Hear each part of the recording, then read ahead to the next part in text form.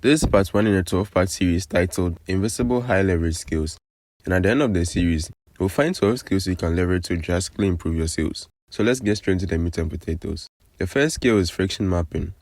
In business, small problems cause big losses. So fixing one tiny thing can make a huge difference. So friction mapping means finding tiny stops where people get stuck when trying to buy something, and fixing those stops to make people finish buying. So think of buying as an adventure or a trip. So people move from ads to landing pages, to adding the product to the cart, to checkout, then finally payment. So between these steps is a place where people can get stuck and stop buying. So we need to fix that. So step 1 in fixing this problem is to map out the journey.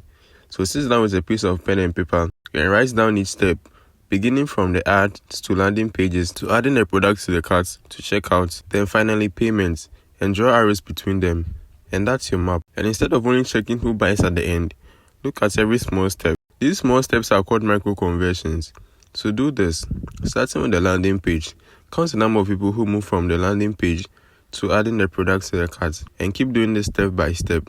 So example, if 100 people land on your page and only 40 of them add the product to your cart, and if you divide this 40 by 100 and multiply it by 100, that's 40%.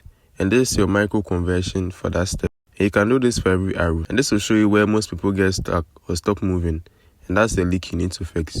Now to find more problems, pretend you're a customer and click through the entire flow yourself and write down anything that feels hard, slow or confusing. And when you find these problems, you'll be very tempted to fix them all at once. But instead, you need to pick the ones that give you the biggest win and are the fastest to fix. So here's how you can do that. You will pick a problem, then find out how big a difference it will make if you fix it, and score it from 1 to 5. 1 being tiny and 5 being a huge difference. And this is your impact. And the next step is to find out how easy it is to fix this problem. So if it's super easy, then it's 1. But if it's very tough, then it's 5.